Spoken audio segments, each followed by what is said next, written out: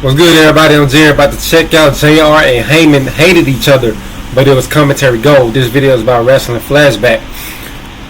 So this is going back to 2001 during the Invasion storyline, where Paul Heyman came in to the company to replace Jerry Lawler, who had just quit because his wife got fired, and they inserted Paul on commentary to kind of match up with JR, and it made for like some of the best TV because they both had opposite styles and they clashed every single week on Raw or on the pay-per-view or SmackDown. So we about to have a this video and see why JR and Heyman hated each other, but it was commentary gold. Let's go. 1, 2. Is this on? Despite their short run as a duo, Paul Heyman and Jim Ross were one of the most memorable. They was only on commentary for a couple months. In JR, while Heyman re-established up himself until, as a tremendous heel. I think the night after Survivor Series, something like that, and then Jerry Lawler came back.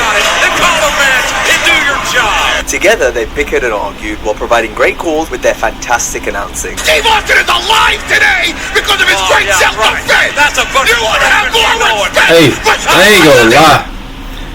Start watching that. Stone Cold had some of the most funniest moments of all time. It was like certain stuff you cannot just write down. It just you had to just do it. He was just that naturally funny with his heel character during that time. Why not left for you? And I'll tell you this: on the unforgivable, Austin's gonna get his ass whipped. They showcased immense passion, which helped fans suspend their disbelief and get emotionally invested in the stories being told. I know one thing: Stone Cold knows he can't beat Kurt Angle for the WWE title. Today we'll highlight some of their best work by listing 10 matches JR and Paul Heyman made iconic with their commentary. You're out of work again. You didn't win, Paul. You didn't lost. That was at Survivor Series. We all know how historic the legendary TLC match at WrestleMania 17 was, but amidst all the chaos, fans might forget JR and Heyman's performance behind the desk. Jim's commentary in particular went from joking to concern the longer the match went on. This will adversely affect your sexual drive. Hey, bro, did y'all see that 450 splash by Jeff?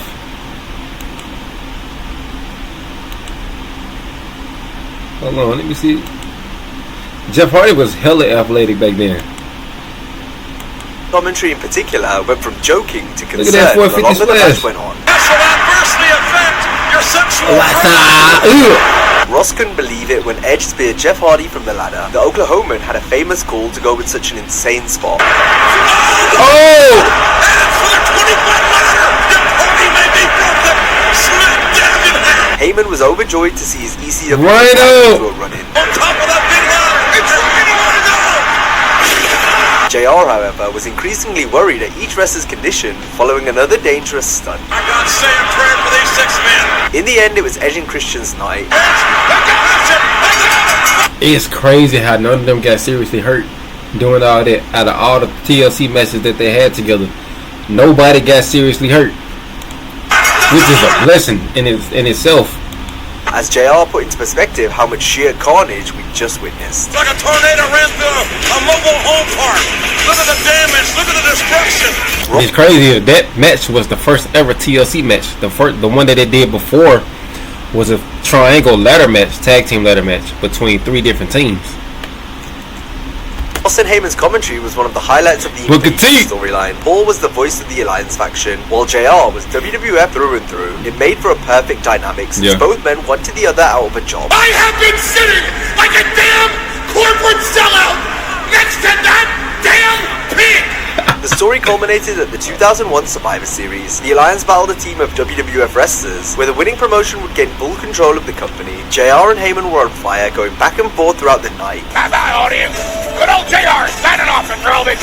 You know, you're sick. I'm not going to miss you at all. It's been miserable working with you. Same here. The two continued to go at each other as the winner-take-all main event was set to begin.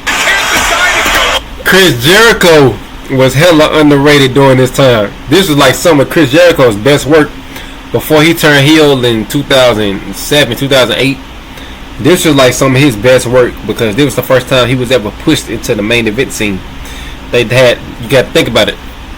Triple H had just got hurt back in May, So he was out for the rest of the remainder of the year. He didn't come back until January 2002. So they needed somebody to counterpart with The Rock and Stone Cold and Kurt Angle, because those were like the 4 biggest names in the company at the time. Triple H, Kurt Angle, The Rock, Stone Cold, along with The Undertaker. Like Undertaker had his own separate storylines, but like those 4, they can match well with each other. And then you take Triple H out, put The Rock against Chris Jericho, and it made for a great storyline between the 2 of those individuals. World Wrestling Federation champion Stone Cold Steve Austin. Jim Cornette can replace you tomorrow night, pal. The match featured a nice mix of expert analysis and fun quips from the announcers. The Spinneroonie! The most electrifying move in wrestling today! That is hideous. 3 members of the Alliance. Listen to you, you're losing your voice out of nervousness. You know you're finished. JR played the straight man for most of the bout, focusing on the action, but eventually he grew tired of Paul's annoyance and fired back accordingly. I'll tell you one way or the other, if I get my ass fired, I wouldn't listen to your crap anymore and hear your voice anymore. Well, you'll have to hear it every Monday on television. I'll turn the sound down and watch the closed captioning. And Hugo Savinovich replace you. Double knockdown. In Spanish. Which is a foreign language like whatever you talk from Oklahoma. Right. And obviously Heyman was happy to play ball and keep poking the man under the black hat. Never doubted Stone Cold's ability. Not one time, not for 1 minute. Too late to suck up. I'm sucking up. Or you can kick. Why don't you kiss my ass and just call the man? Why do you keep wanting me to kiss your ass? What is with you, Oklahoma people? You're gonna step with Oklahoma 1 time too many. 1 time too many. Though the arguing was all in the Boomer Sooners story, as both teams fought to keep their promotions and jobs afloat. In the end, Team WWF scored the victory. Son of he just did awesome. Sure, the invasion Triangle with the mole. good, but the ending was satisfactory in no small part, thanks to JR and Heyman on the call. You're out of work again. You didn't win, Paul. You're mid-ball. Kurt Angle just screwed you guys. Kurt Angle versus Stone Cold was one of the big views of the invasion. Then, bruh, the funniest thing I ever seen watching these old WWF clips was Stone Cold beating the hell out of Michael Cole one night on SmackDown, and then another time when Stone Cold beat up Tajiri backstage. Those were like the 2 funniest segments ever. first pay-per-view singles match took place at that year's SummerSlam. And both were for no reason. Defended the WWF title against Kurt, who was still in the WWF camp at the time. In the early going, the commentators created a big fight feel type atmosphere. And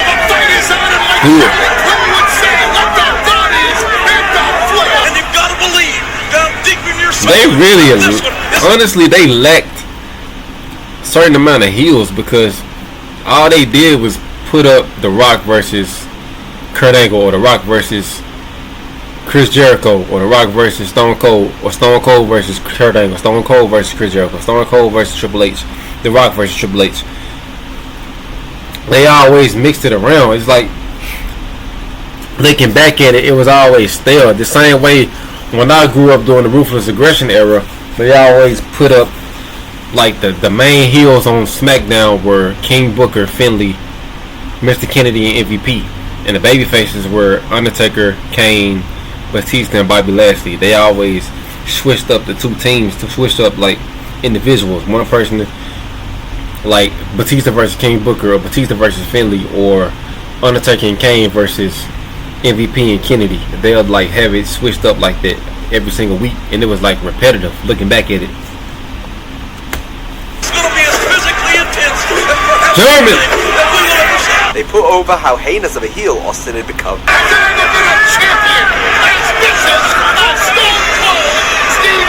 Sure, he had time for comedy, but deep down, the Rattlesnake unleashed a brutal side to him.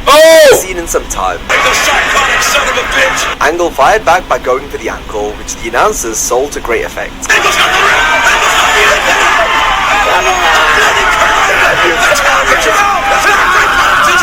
The finish ended in a screwy DQ. What's his name? Nick Patrick. Yeah. which led to Kurt destroying the Alliance referee Nick Patrick, much to JR's delight. The Rock used to always beat him up. After breaking down a superb contest, you just knew JR and Paul had to bicker at some point. Stone Cold knows he can't beat Kurt Angle for the WWF title. Can you argue that point? Angle's match from the September 10, 2001 Raw against Rob Van Dam was a hard-hitting affair for the Hardcore Championship that is best remembered for its aftermath, as Stone Cold threw both competitors off the stage.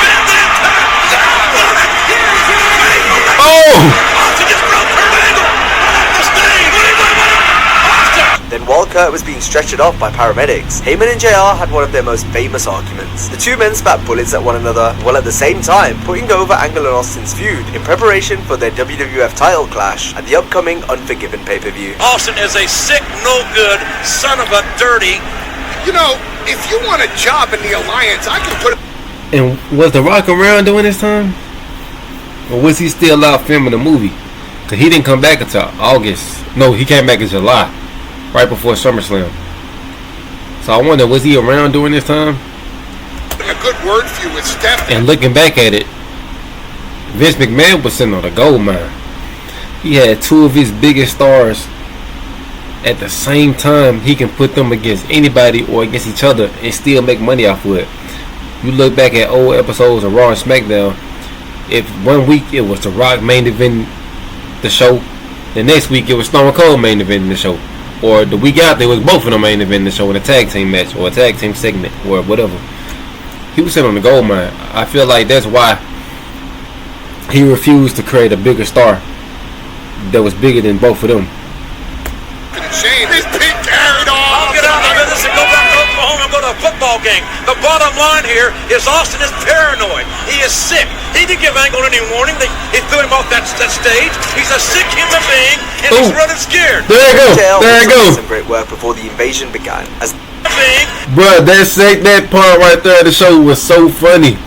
And they closed off the show with it. And there was a woman like, leave him alone. Well, that made my night when I seen that. And he's running scared. Heyman and beat JR the also hell out of did some great Michael work Cole. before the invasion began, as they were firing on all cylinders right from the start. Steve Austin is alive today because of his great self-defense. That's a bunch You want to have more respect for Stone Cold Steve Austin? Why not? Left for you. And I'll tell you this, on the front of this, Unforgiven, Austin's going to get his ass whipped. He's going to get his ass whipped in Pittsburgh. By who? He knows Kurt Angle?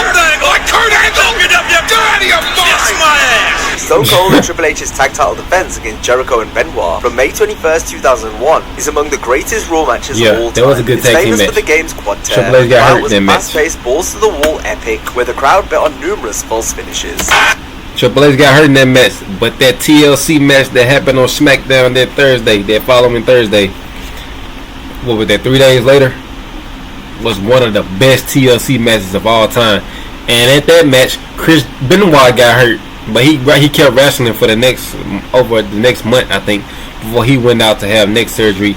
He missed the remainder of the year. Benoit didn't come back until June of 2002. As did JR and Heyman, who did a fantastic job putting over the action. This can't be. Count it, damn it. No, come on. It can't be this way. Triple H tearing his quad didn't take away from such a thrilling encounter, since Hunter went through with the planned finish despite the pain. What are you doing? Jericho's got the walls of Jericho on the game. Benoit. Then there was a more dramatic near fall.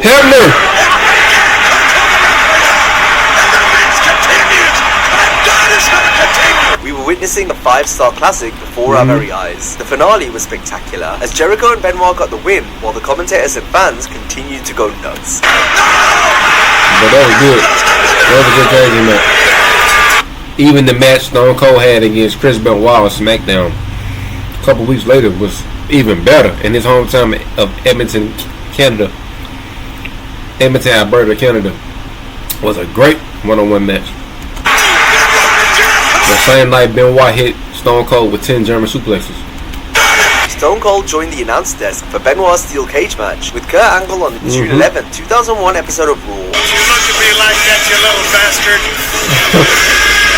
What's wrong with you? Austin and JR had an entertaining dynamic, since Steve had recently beaten up his former best friend Jim after turning heel. Meanwhile, Heyman provided brilliant facial expressions. Stone Cold would beat everybody. Rattlesnake scolded the Oklahoman. Don't look at me, hillbilly boy. No matter what I like, does You're it? damn right he don't. I don't give a damn what you like. There you go. Don't even look at me. This match is most Yeah, remembered totally. Look at you. while both climbing the cage and then jumping off. Paul could be heard shrieking no multiple times, while Ross yelled at Benoit, "Don't do it." One of Jim's trademark phrases. Come on, Chris. No, don't do it. Don't do it. Headbutt! JR's reaction when Kurt hit the moonsault was even better. Jim's call added to such an incredibly spectacular moment. Has that man ever hit that moonsault before? I never seen Kurt Angle hit a moonsault ever in my life. Angle left the cage victorious after Stone Cold screwed over Chris, who was the Rattlesnake's rival at the time. Oh!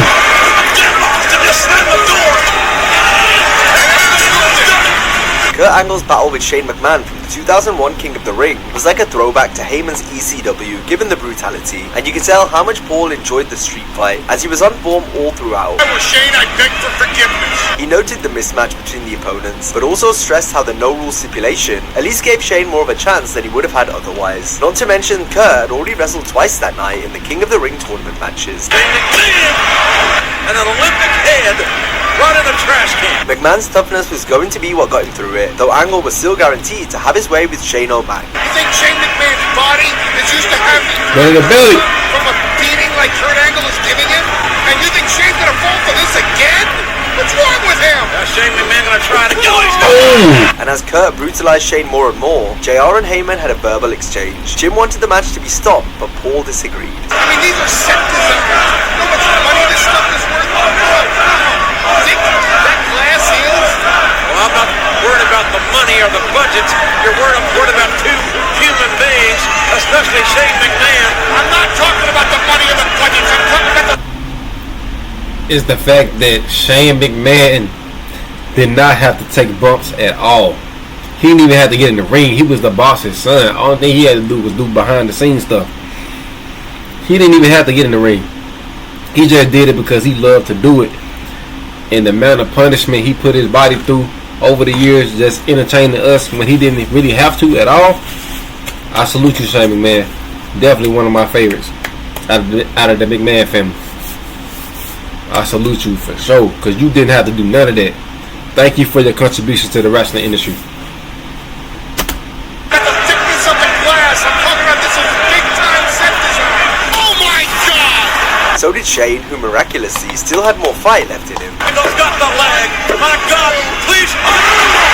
Angle came away with his hand raised following a vicious encounter. Oh no, it's the Angle. So he gonna flip. His bloody body on top of Shane. Shane should have got a raise after that. Both of them. WrestleMania 17 is considered the greatest WWE pay-per-view ever, topped off by the second match in the Rock and Stone Cold's Mania saga. Will be no disqualification. What? And that was last minute. That no disqualification match stipulation was last minute. That was not part of the match earlier that day, and JR's reaction was 100% real and organic. He didn't know nothing. What was that at him? JR and Heyman both put over the importance and stakes on the line, as well as the fierce battle that was taking place. Real now, Austin bloody, The Rock bloody. The battle is for the title, and all is on the line. God, this is intense. This is WrestleMania. Initially, it was Austin that had no quit in him. Challenger. Yes, my God will not quit. Even a callback to his past classic with Bret wasn't going to keep Steve down this time around. But after McMahon began to help Stone Cold, no one could believe it, especially JR, who was so close with Austin.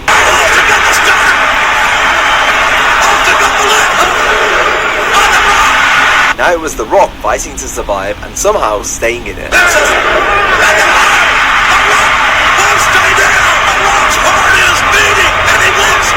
In the end, it was one chair shot too many, as Steve defeated Rock to win the WWF title, while JR reacted in disgust. It's a new champion. I knew Steve Austin. I was there in the hospital when he came out of surgery. I thought I knew him. Austin's heel turn was cemented with the handshake that led to Jim's legendary call. What a shocking way to end not just a one-of-one WrestleMania, but also the Attitude Era as a whole. Shaking hands. Yeah. Stone Cold is shaking hands. And to this day, Stone Cold regret turning heel that night. He felt like if he knew what the reaction of the crowd would have been like beforehand, he would have stunned Vince McMahon right there. He would have never shook his hand at all. He would have walked out of WrestleMania 17 still a babyface because he was still over as hell. He just felt like he was getting stale and needed a change. The Rock and Stone Cold ran it back the next night on Raw in a match that is famous for its Was it closing. steel cage match? During the bout, however, the Great One was like a man possessed, on a mission to punish Austin after the events of Mania. Looking at the title belt, it was once his, and he just hit Austin right in the head with it. The People's Champ went after the Rattlesnake with weapon shots, and even forced a rare tap out from the Redneck. I've never seen that before. Although McMahon had the referee distracted, the commentators were just as emotionally charged as the action was, with JR constantly up in arms over McMahon's interference. It's gonna be over.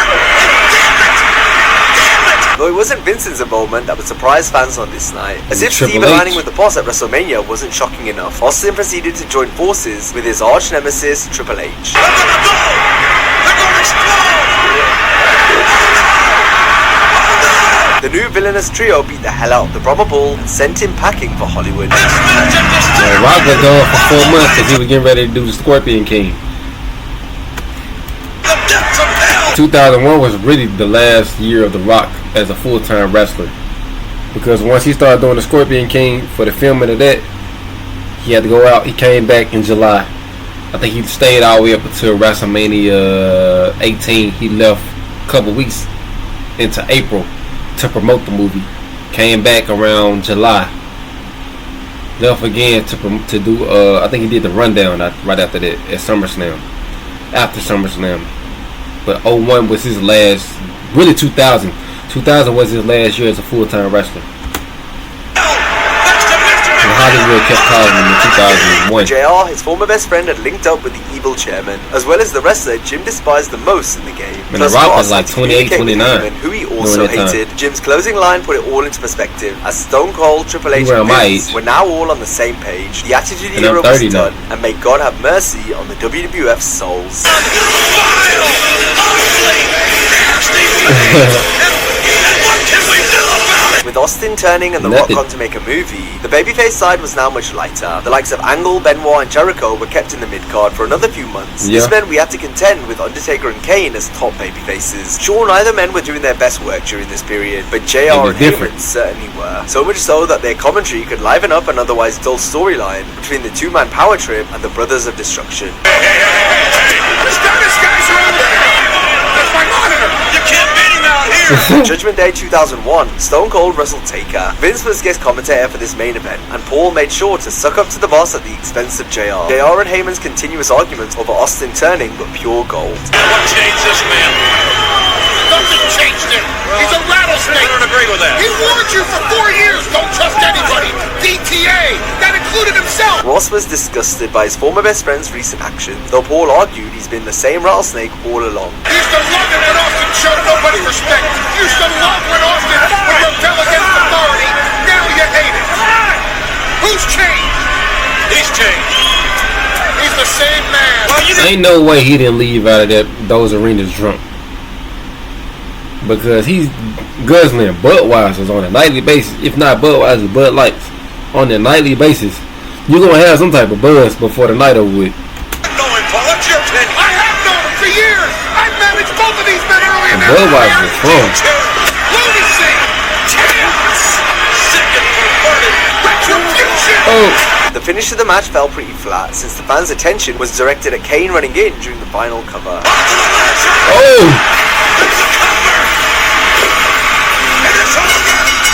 The crowd was hot all throughout though and enhanced the action, as did JR and Heyman, who did a top job painting the picture for us and putting over heel Austin. Austin's the luckiest son of a bitch in the country! Now if you enjoyed this video, be sure to check out a similar video of 10 WWE stars who had real life heat with Stephanie McMahon. Hope you have a great day, and I'll see you next time. Alright, y'all, that was a great video, man. I love the fact that JR and Paul Heyman had such great chemistry on screen as rivals, and it worked. I know they probably was the best of friends backstage, or even if they weren't even friends, they still had some of the most incredible moments during that time before the Invasion storyline was over and Jerry Lawler came back to work. Him and JR was reunited. But I feel like the commentary team that doesn't get talked about enough is this one and Michael Cole and Taz. Those two right there made the 2000s what it was. Alright, y'all, but let me know down below in the comments of what y'all thought of my reaction to this video and what you want me to react to next. Like, comment, subscribe. Until next time, I'm out. Peace.